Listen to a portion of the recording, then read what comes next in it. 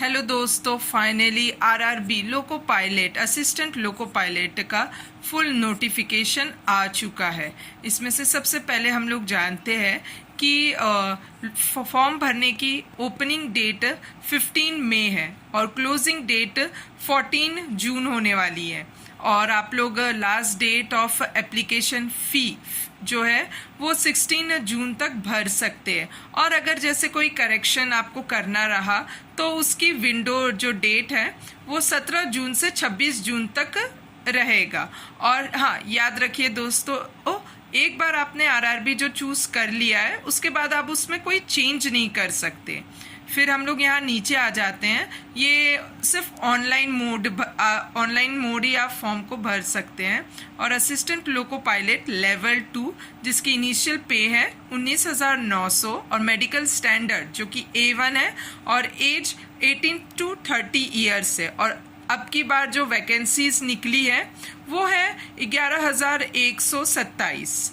तो और हम आगे और नीचे पढ़ते इम्पोर्टेंट इंस्ट्रक्शन, तो हमें इसमें पता चलता है कि जिन लोगों ने 2024 या 25 में ऑलरेडी रजिस्टर्ड किया हुआ है, ये फॉर्म भर चुके हैं, तो उन लोग को कोई अकाउंट क्रिएट करने की ज़रूरत नहीं है। वो डायरेक्ट मतलब लॉगिन कर सकते हैं। और जिन लोग जो अभी फ्रेशर हैं, जो इस साल ही बस मतलब इस साल उन्होंने भरने का सोचा है, तो उन्हें अकाउंट बनाना पड़ेगा। ठीक है, फिर अकाउंट बनाना पड़ेगा। और फिर से बता देती हूँ, एक बार आरआरबी आपने जो चूज़ कर लिया वो चूज़ कर लिया आपने। फिर और हम अगर नीचे जाएं तो देखते हैं नोटिफिकेशन में इम्पॉर्टेंट चीज़ें, जैसे कि यहाँ पे देखिए स्टैंडर्ड ऑफ मेडिकल फिटनेस जो कि बहुत इम्पॉर्टेंट है और ये लोको पायलट के लिए। इसमें 6/6 वो भी विदाउट ग्लासेस, तो चश्मे वाले लोग तो बिल्कुल अप्लाई कर मतलब मेडिकल में नहीं हो पाएगा ना, उन लोग छट जाएंगे। फिर हम लोग यहाँ पे आते हैं हमारा एज लिमिट, जो इम्पोर्टेंट क्राइटेरिया है। एज लिमिट जो है 18 to 30 ईयर्स। और SC/ST वालों को 5 साल का रिलैक्सेशन है, OBC वालों को 3 साल का रिलैक्सेशन है। ऐसे ही आप लोग देख सकते हैं जो यहाँ पे लिखा हुआ है, कैंडिडेट हुआ serving group C and group D railway staff, तो उनके लिए जैसे 40 ईयर एज, 43 ईयर एज, और भी बाकी लोग अपना अपना यहाँ से देख सकते हैं।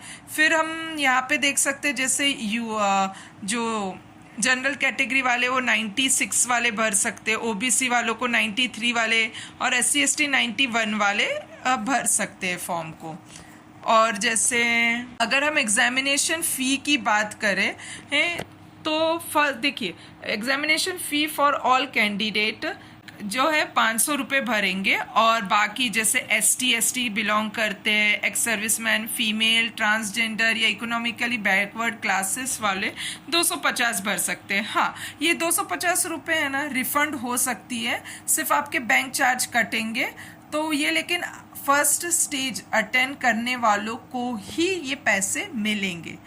और जैसे यहाँ पे लिखा है 500 वाले बच्चों को स्टूडेंट्स को अगर वो फर्स्ट स्टेज अपीयर होते हैं तो फिर उनमें मतलब 400 रुपीज़ शैल बी रिफंडेड हो जाएगा और बैंक चार्ज ही सिर्फ डिडक्ट किए जाएंगे।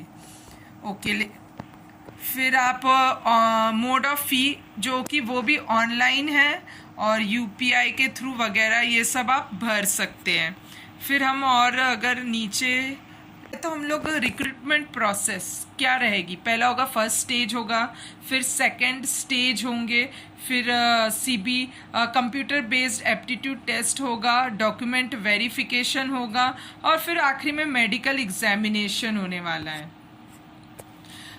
और जो कि फर्स्ट स्टेज है CBT 1 में, उसमें हम देख सकते हैं कि पेपर और सिलेबस क्या रहेगा, ड्यूरेशन, पहले टाइमिंग 60 मिनट्स रहेंगे, 1 घंटे, नंबर ऑफ क्वेश्चन 75 रहेगा, हर एक क्वेश्चन 1 मार्क का रहेगा और there shall be a negative marking रहेगी 1/3 की, और नॉर्मलाइजेशन हर मल्टीपल शिफ्ट में होते रहेंगे। और जैसे कि सबसे पहले मैं आपको पॉइंट आउट करना चाहूँगी कि जो CBT 1 वाला जो है उसमें सिलेबस में आप देख सकते हैं कि मैथमेटिक्स है, मेंटल एबिलिटी है और जनरल साइंस है। आई थिंक जीके जैसा भी कुछ रहा नहीं है। फिर उसके बाद आप लोग सेकंड स्टेज सीबीटी में आए तो यहाँ पे एक इम्पॉर्टेंट बात है नोट करने की कि अभी सीबीटी 2 के लिए 15 टाइम्स वैकेंसी, जितनी वैकेंसी रहेंगी उसके 15 टाइम्स लिया जाएगा। और यहाँ पे सिलेबस लिखे हुए हैं पार्ट ए का, पार्ट बी के, हम लोग ये बाद में डिस्कस कर लेंगे। फिर उसके बाद पार्ट बी के लिए क्वालिफाइंग टेस्ट ये रहेगा। फिर यहाँ पे एक इम्पॉर्टेंट बात यह है कि कंप्यूटर बेस्ड एप्टीट्यूड टेस्ट जो रहने वाला है उसमें यहाँ पे एक इम्पॉर्टेंट बात ये है, हाँ यहाँ पे आप देख सकते हैं जैसे डीवी के वेरिफिकेशन में जब बुलाया जाएगा, द मेरिट लिस्ट, जो मेरिट लिस्ट है उसको प्रिपेयर किया जाएगा, वो पार्ट ए के सीबीटी के स्कोर जितना मिलता है और सीबीएटी जो आपने कंप्यूटर बेस्ड एप्टीट्यूड टेस्ट है उसका 50% लिया जाएगा। ओके, 50-50 है। पहले वाले में आप देख सकते थे कि पार्ट ए के सीबीटी 2 में 70% था और ये एप्टीट्यूड टेस्ट जो है उसका 30% था, लेकिन अब 50-50 है। तो ये बदलाव आया है, आप इस पर ध्यान दीजिएगा। फॉर्म भरते वक्त एक photograph Insta captain live photograph रहेगा। अच्छा, लाइव फोटोग्राफ खींचना होगा आपको। और जैसे कैंडिडेट फ्री पास के लिए SC ST वालों को PDF देना पड़ेगा, मतलब फॉर्म जो फॉर्मेट है दिया गया है उसी फॉर्मेट में आप SC ST वाले भर दीजिएगा। और फिर उसके बाद यहाँ पे कैंडिडेट की सिग्नेचर आपको वाइट पेपर पे ब्लैक इंक पेन से करना है। और सिग्नेचर की फाइल साइज आप 30 से 49 KB यहाँ पे बताई जा रही है।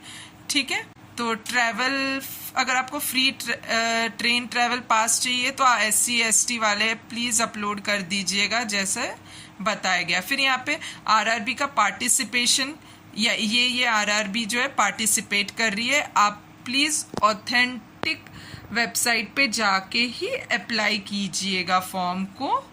और हम आगे और देखते हैं। हाँ, फिर यहाँ पे आया है पोस्ट वाइज पैरामीटर है, जैसे असिस्टेंट लोको पायलट के लिए जैसे मिनिमम एजुकेशन क्वालिफिकेशन जो है 10th, जिन्होंने 10th किया है, प्लस ITI जिन्होंने fitter, electrician, instrument mechanics, maintenance mechanics, coil winding mechanic, heat engine वगैरह, ये आप देख लीजिएगा, यहाँ पे ये सब मेंशन किए हुए हैं।